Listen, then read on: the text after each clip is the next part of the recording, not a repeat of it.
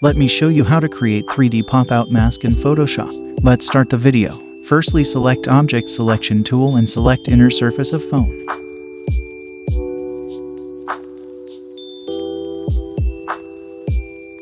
Press Ctrl+J for duplicate the selected area. Now place the image. Go to File and select Place Embedded. Select the image. Decrease the image opacity. Set the size and position of image like this.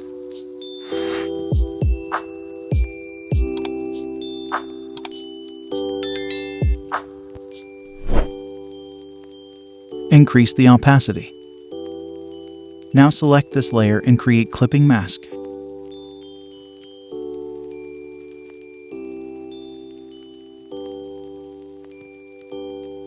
Go to Select menu and select Subject.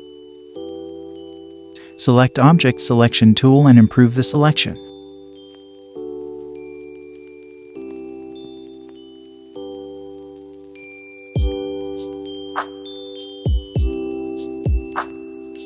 Add layer mask. That's it.